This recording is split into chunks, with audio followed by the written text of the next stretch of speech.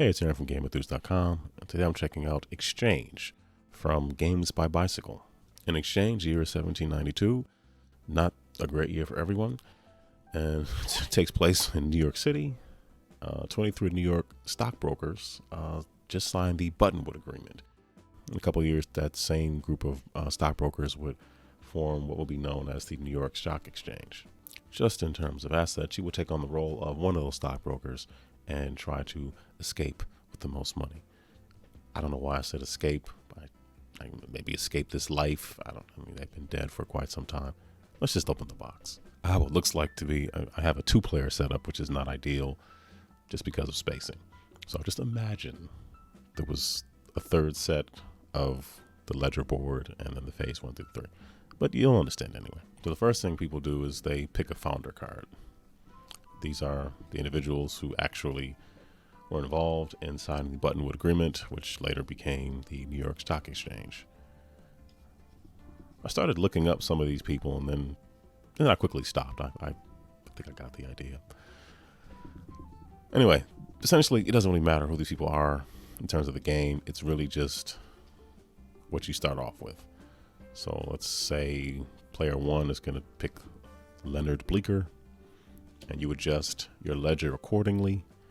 So they start off with 8 shares in banks, 4 in bonds, and 6 in insurance, and a whopping $100 of cash.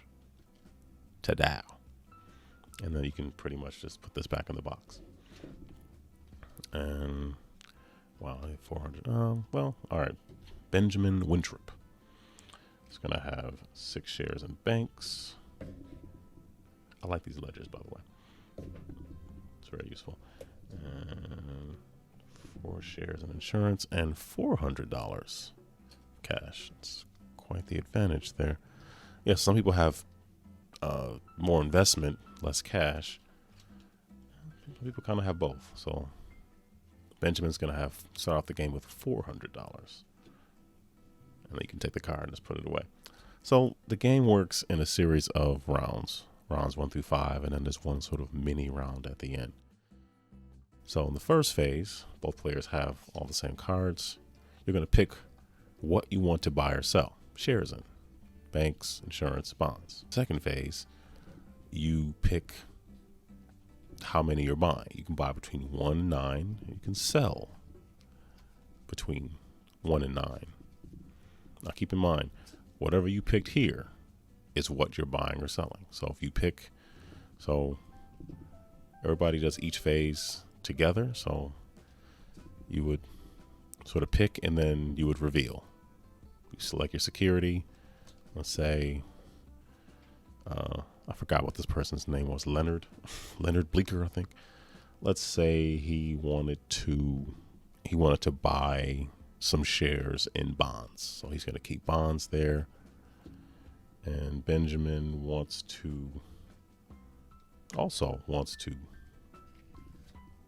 invest in bonds. So they both have bonds. You would pick, and then you'd flip and reveal what you are buying or selling, what security you want to be involved in.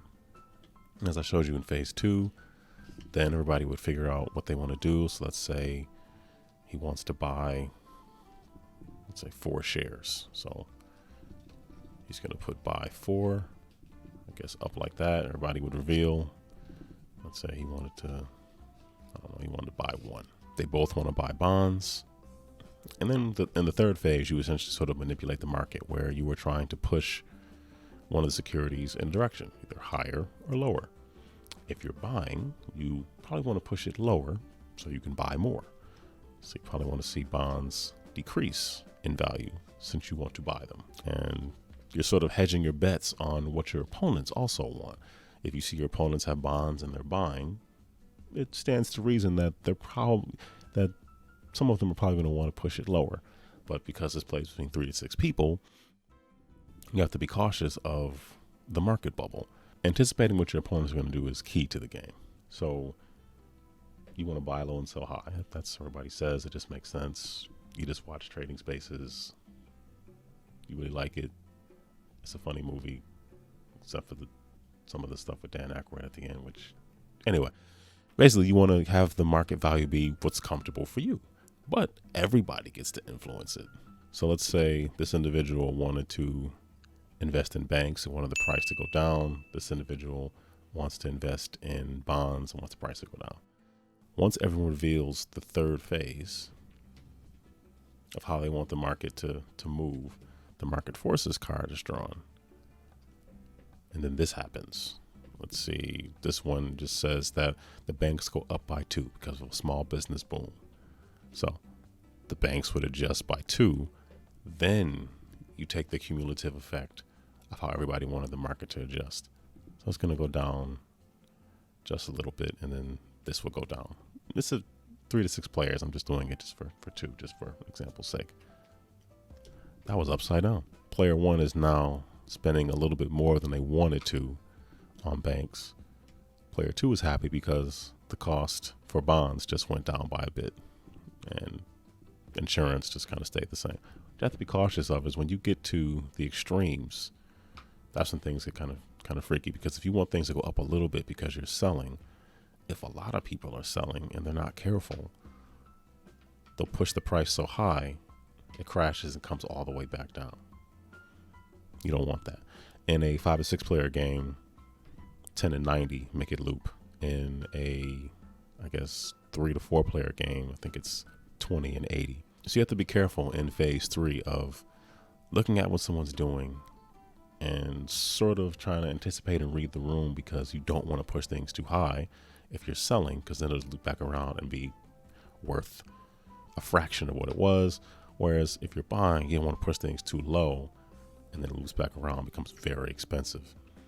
Yeah, that bit me in the bum the first time I played with my girls, where I kind of went all in on, I was buying some, investing in banks, and I was trying to push that price lower and ended up getting to 20 because he only used 10 and 90 for a 5 or 6 player game. Ended up spending $80 per share.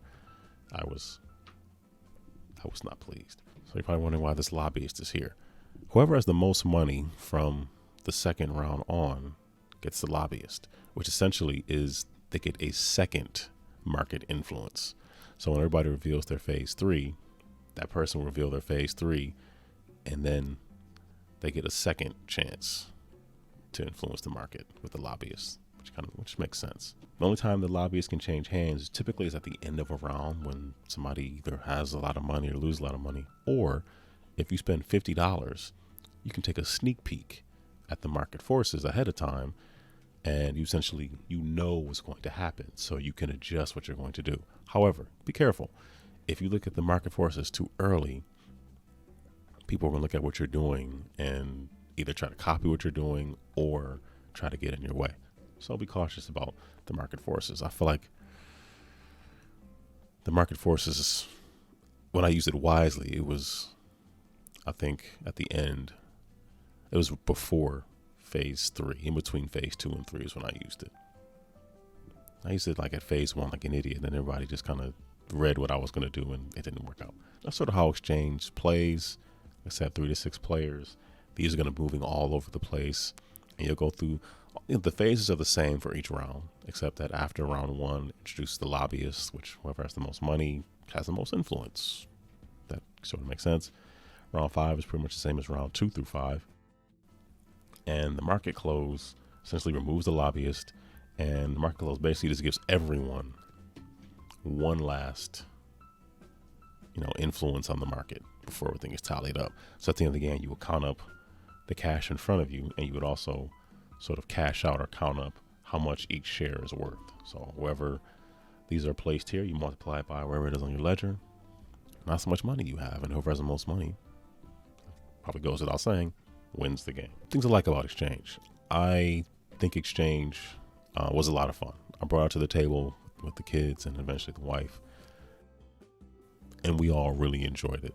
It's relatively simple to teach, and the phases are very similar. You're doing the same thing each round, but the reading the room and the highs and lows of plans coming to fruition, plans being dashed to pieces, is the fun of the game.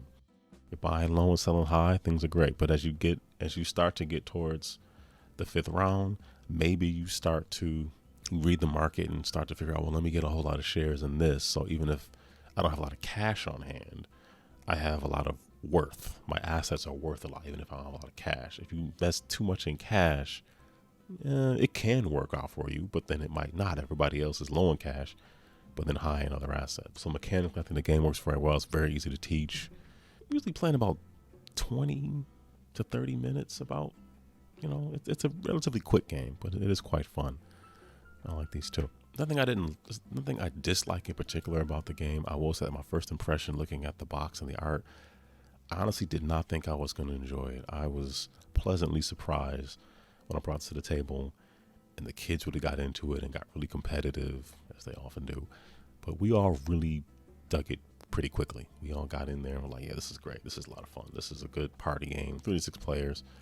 It's a good game. I do enjoy it. It just, my initial impression was like, I don't, these visuals, you got that. Yeah, it just didn't do a whole lot for me initially, but that was my first impression. But all in all, I think it really comes together and I think it's quite fun. So that is Exchange from Games by Bicycle. Like the video, give it a thumbs up, subscribe if you haven't already, leave a comment down below. There should be something on screen you can click on and watch more videos, leave comments, you can like those too. You know the routine. Thank you for watching. Take care. Be blessed.